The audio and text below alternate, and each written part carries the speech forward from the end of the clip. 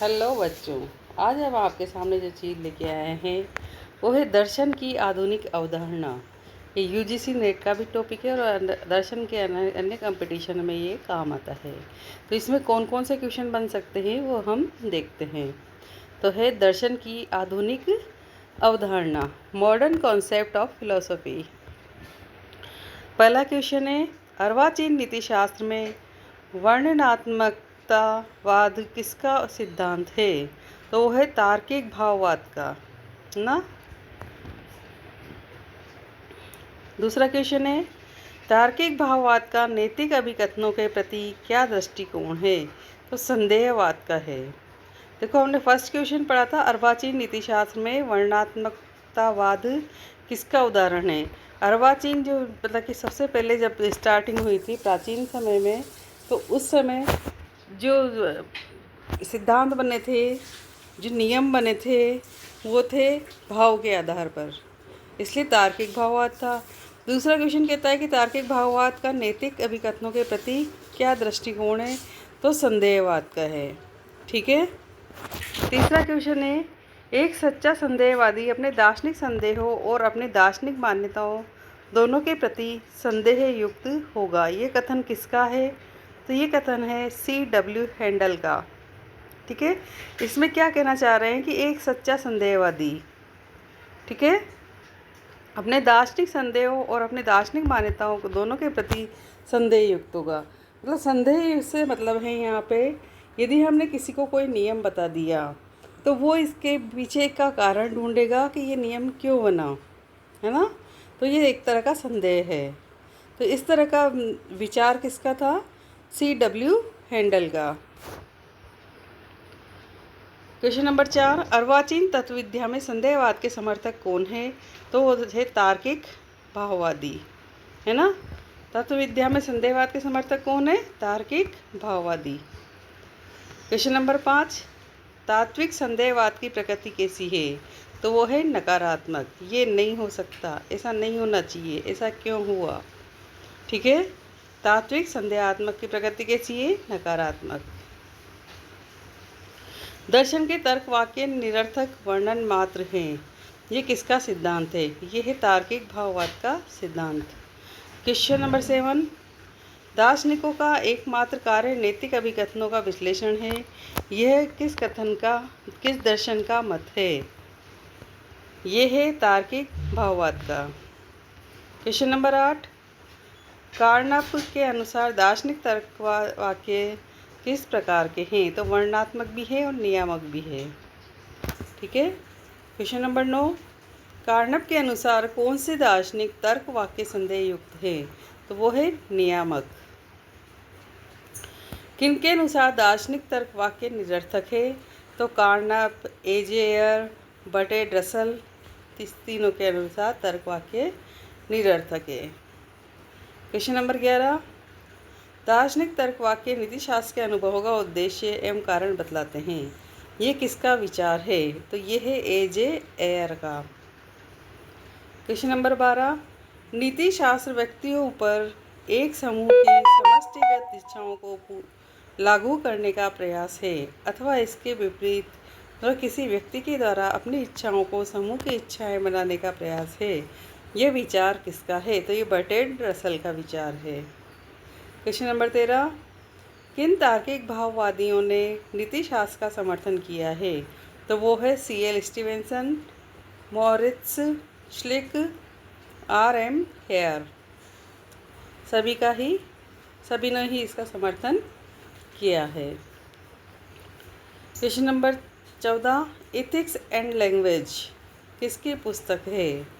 तो ये है C.L. स्टीवेंसन की। Question number 15, language truth and logic का लेखक कौन है? तो वो है A.J. Ayer. Question number 16, religion and science नामक पुस्तक किसने लिखी है?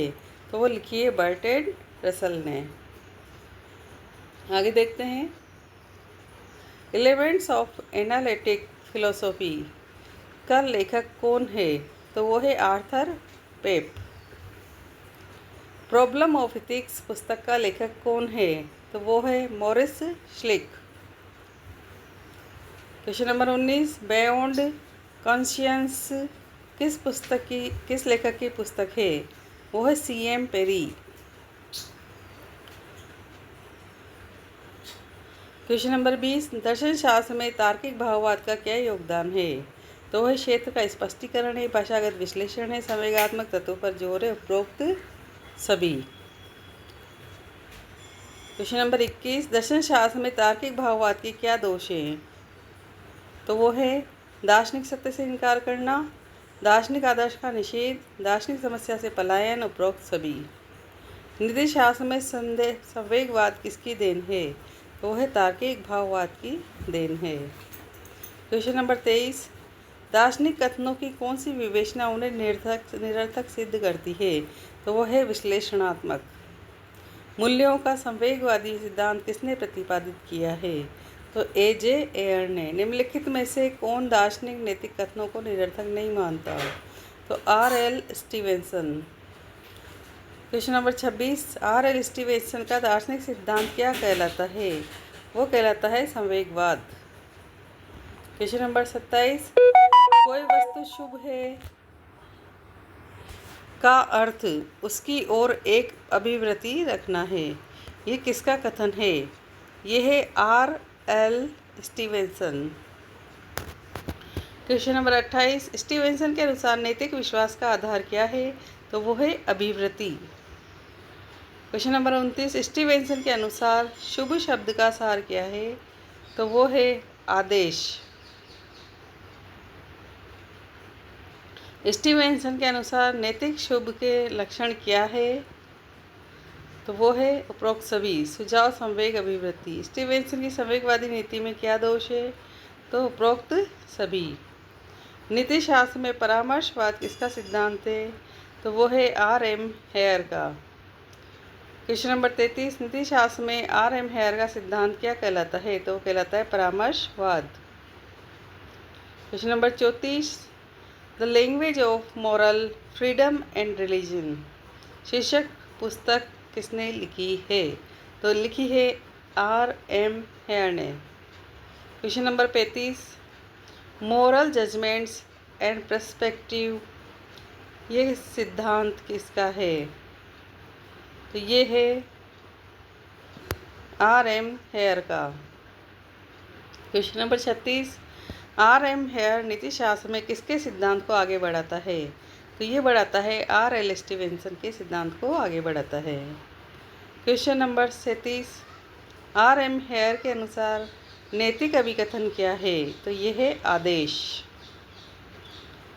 Question number 38, R.M. हेयर के अनुसार नैतिक भाषा का मुख्य कार्य क्या है? तो लोक व्यवहार का पथ प्रदर्शन। Question number 29, R.M. हेयर के अनुसार नैतिक अभिकथन की प्रकृति क्या है? तो वो है इंडिकेटिव यानी कि सूचक। क्वेश्चन नंबर 40, नीति शास्त्र में R.M. हेयर ने किसके सिद्धांतों का खंडन किया है? तो A.J. हेयर और R.L. स्टीवेंसन दोनों का ही खंडन किया है। R.M. हेयर ने नैतिक निर्णय के कौन से प्रकार माने हैं? तो विशेष और सामान्य दोनों ही माने हैं। क्या R.M. हेयर के नीति शास्त्र में कथनी और करनी में अंतर है? यस, हाँ, कथनी और करनी में अंतर है। Question number 43, ethics is a logical study of the moral language ये कथन किसका है? तो ये है R.M. हेयर का। Question number 44, the main function of a moral sentence is to advise or guide a person into an action यह नीति शास्त्र में कौन सा सिद्धांत है? तो ये है परामर्शवाद का।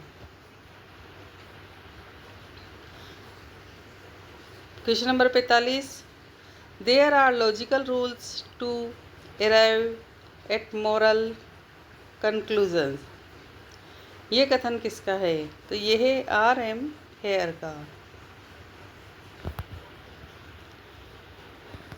जोड़े बनाओ। प्रत्ययवाद, इसका अर्थ या इसकी अवधारणा क्या है? प्रज्ञा। यथार्थवाद यानी कि समालोचना, तार्किक भाववाद यानी कि दार्शनिक विश्लेषण, और अस्तित्ववाद है अस्तित्व। सत्य असत्य को देखते हैं। तार्किक भाववाद विश्लेषण का समर्थक है। यस, तार्किक भाववाद विश्लेषण का समर्थक है। क्वेश्चन नंबर 2, आभास और सत्य नामक पुस्तक F.M. ब्रेडले ने लिखी थी। ये भी सत्य है। आभास और सत्य नामक पुस्तक किसने लिखी थी? F.M. ब्रेडले ने। क्वेश्चन नंबर 3, तार्किक भाववाद तर्क विद्या का उन्मूलन करना है। तो ये भी सत्य है कि तार्किक भाववाद तर्क विद्या का उन्मूलन करता है। क्वेश्चन नंबर 4, आधुनिक दर्शन प्रज्ञा का प्रेम है। तो ये असत्य है, गलत है। क्वेश्चन नंबर 5, आधुनिक दर्शन प्रज्ञा का समर्थक है। ये भी असत्य है। आधुनिक दर्शन आलोचना है। क्वेश्चन नंबर 6, आधुनिक दर्शन आलोचना है। तो ये सत्य है। क्वेश्चन नंबर 7, आधुनिक दर्शन विज्ञानों का समन्वय करना है। तो ये भी सत्य है। क्वेश्चन नंबर 8, आधुनिक दर्शन वैज्ञानिक सिद्धांतों की समालोचना करना है। ये भी सत्य है। क्वेश्चन नंबर 9, आधुनिक दर्शन का विज्ञान से घनिष्ठ संबंध है। तो ये भी सत्य है। क्वेश्चन नंबर 10, आधुनिक दर्शन कथनों के निहितार्थ निकालने के लिए भावात्मक विश्लेषण अपनाता है। तो ये भी सत्य है। क्वेश्चन नंबर 11, आधुनिक दर्शन धर्म के विरुद्ध है। तो ये असत्य है। क्वेश्चन नंबर 12, आधुनिक दर्शन अव्यवहारिक है। तो ये भी असत्य है। क्वेश्चन नंबर 13, आधुनिक दर्शन जनप्रिय नहीं है। तो ये भी असत्य है। क्वेश्चन नंबर 14, आधुनिक दर्शन ने दर्शनीकरण का क्षेत्र सीमित कर दिया है। यह सत्य है।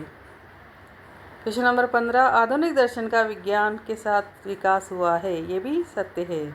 आधुनिक दर्शन प्रमुख रूप से अनुभववादी है। तो ये भी सत्य है। आधुनिक दर्शन सापेक्षवाद का समर्थक है। ये भी सत्य है। क्वेश्चन नंबर 18, तार्किक भाववाद आधुनिक दर्शन का प्रतिनिधि है। ये भी सत्य है। क्वेश्चन नंबर 19, आधुनिक दर्शन ने शिक्षा को प्रभावित किया है।